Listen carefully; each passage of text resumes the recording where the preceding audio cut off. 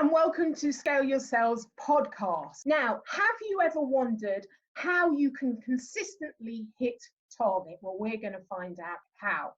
Today, Alice is the founder of Sales Training Werks and Sales Training Consultants.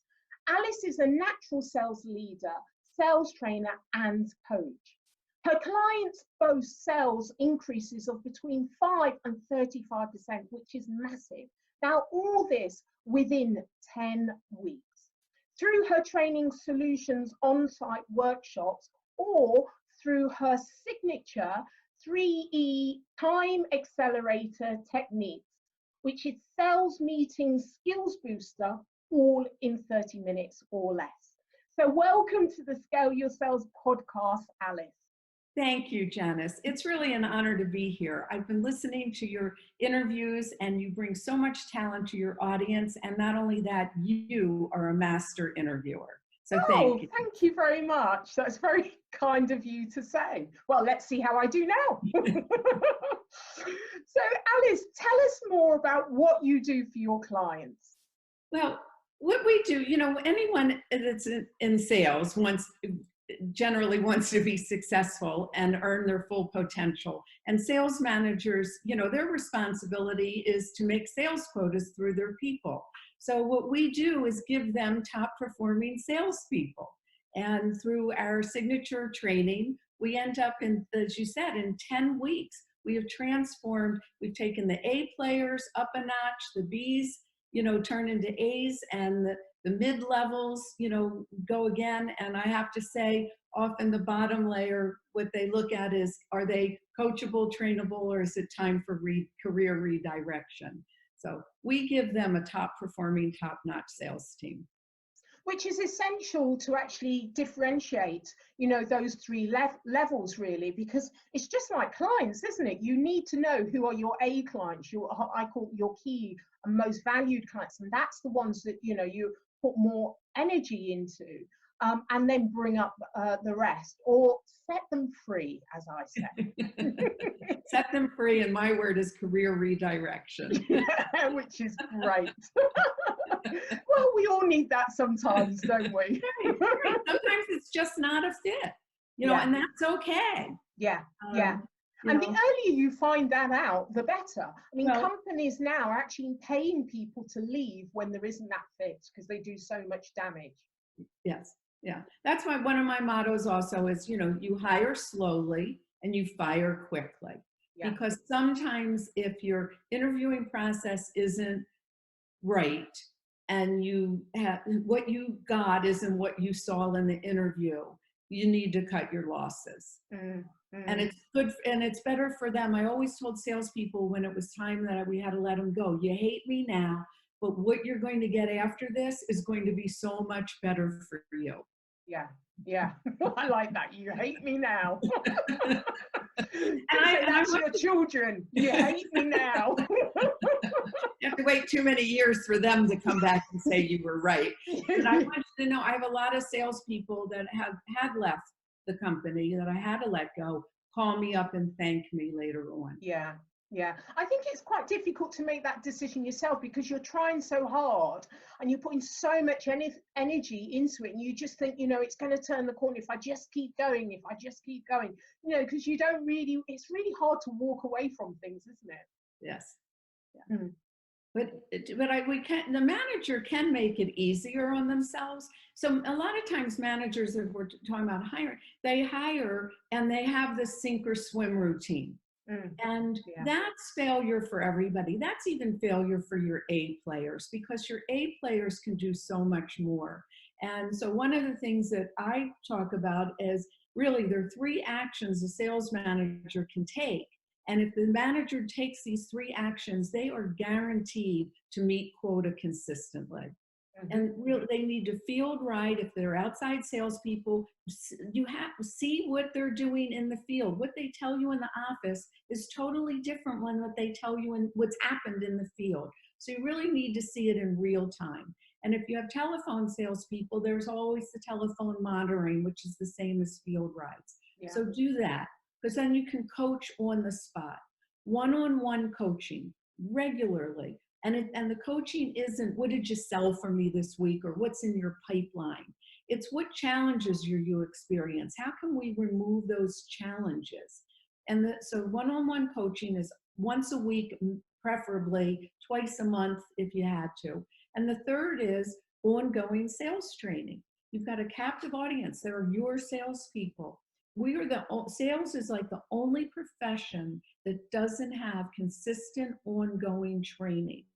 Doctors, lawyers, musicians, accountants, they all have, you're not going to see a sports coach say, yeah, we won the divisional, come back 3 weeks, I'll meet you for the club championship. You know, they train, but yet we don't. So if the sales managers ride and observe, coach, and train on a consistent basis, they're going to have a top-notch sales team.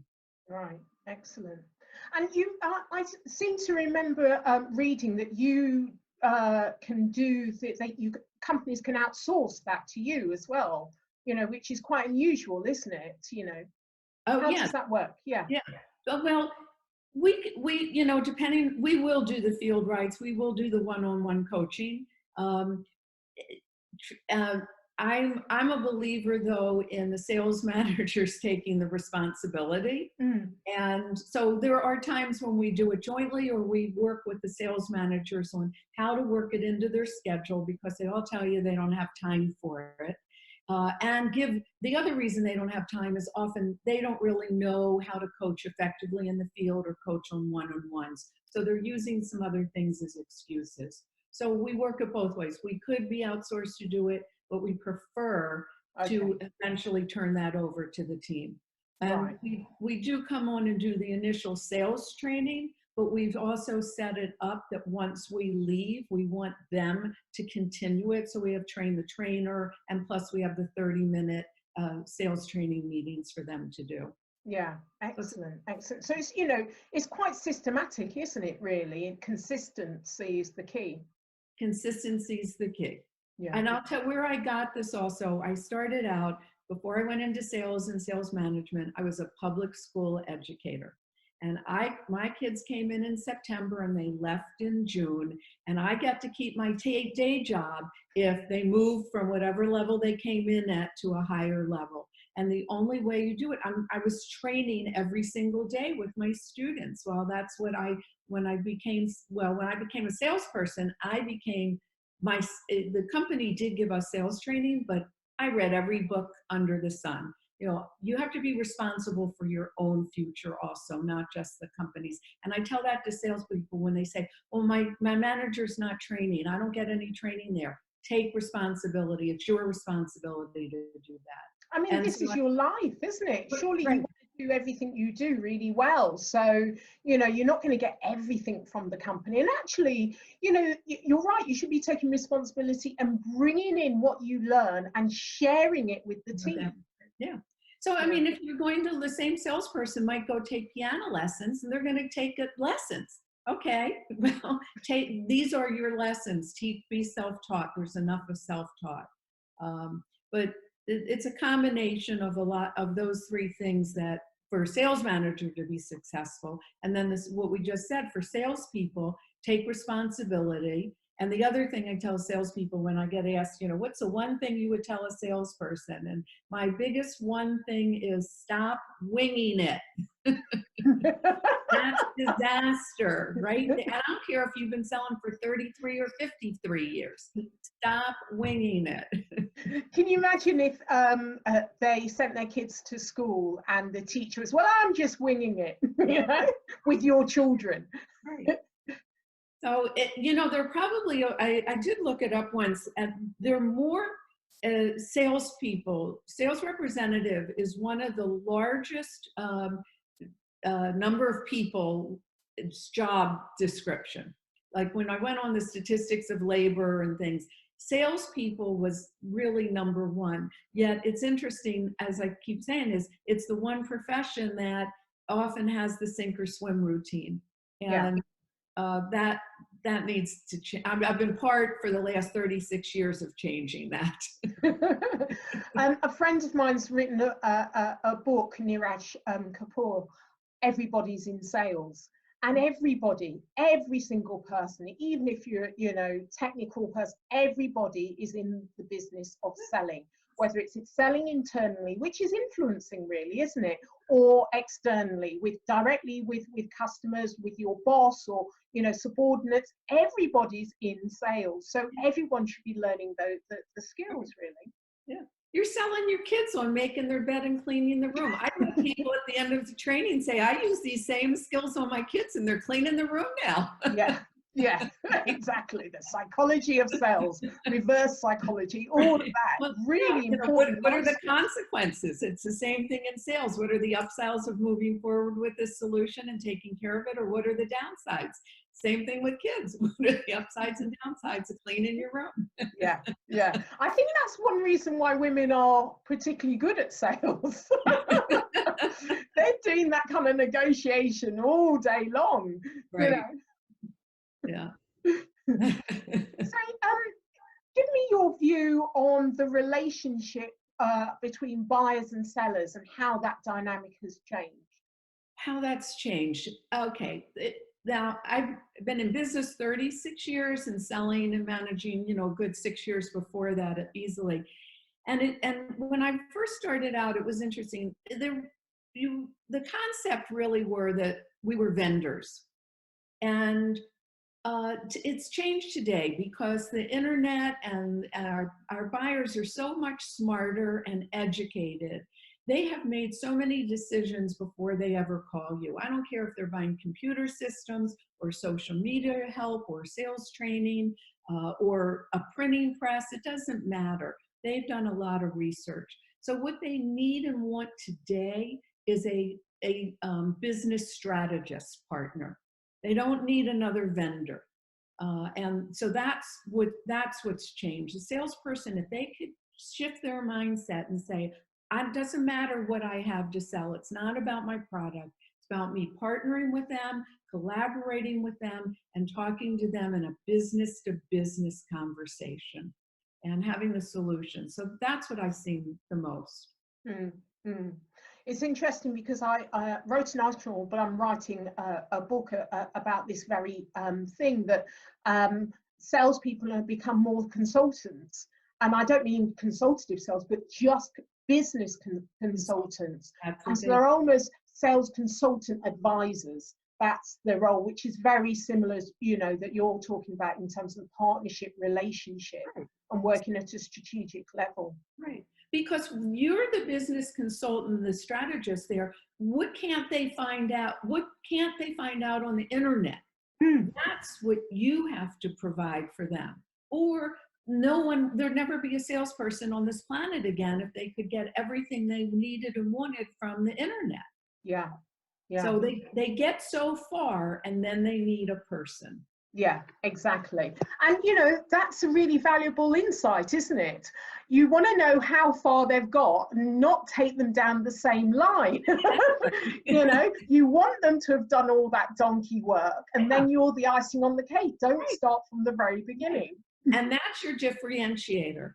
Yeah. Because other salespeople, let the other salespeople go in not having done their research. You go in with different questions. I'm here today because something happened. You've gotten to a point before bring me up to speed on what started, what you've done, what research, and what you need from me.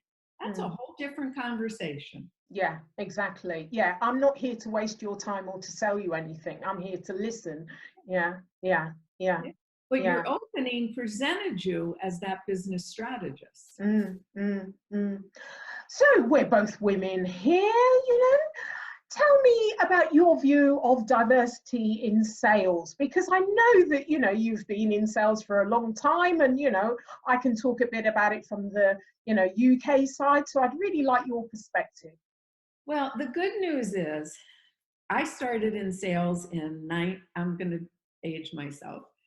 I started in sales in 1976. And I was the third woman, I was a token, proud of it, hired in an 800 some odd person sales team. I was the 11th woman hired. I was the third woman ever promoted to middle management. So what's different now? What's different now is there are more women in sales. However, there's only 17% of sales managers are women. So I'd like to think we got further along than we did, but we haven't. And I don't have the answer for that, except it's kind of the lean in, stand up, speak your ground. You as a woman, you really have to figure out, do I want that management job? And what are you going to do so that you're just not, they're not still saying a woman can't do that. Okay. So I'm trying to think where I was going. But that's, you know what? Can I just say, go ahead. Yeah, I was just going to add to that, because I spoke to Marlene Van Roth, and it was really interesting what she was saying, in that, when she had children, she had to prove herself doubly, that she was worth being there. She wasn't the total. I mean, she had that years of history of experience, sales experience, but people's mindset, well, now she's had children, she's gone soft. And, she had to work so much harder to prove herself again. If a man goes on holiday or, takes, why does he have to, go through that trauma of having to reprove yourself again? But I have to even add that is that, so it's still happening, because that was happening back then. When I came in as the 11th woman on the sales team, I mean, I said, all right, I've got to do better than every other man on my sales team.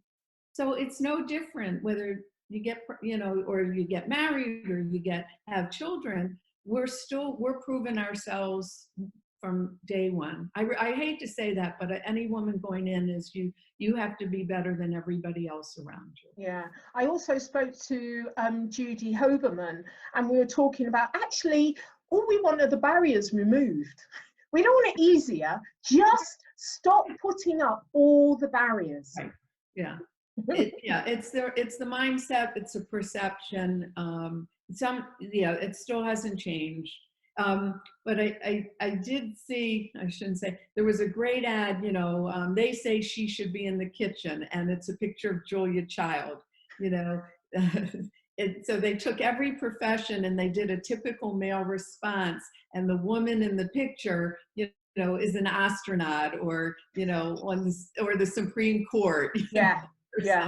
Which is brilliant. Yeah, because it does challenge perceptions.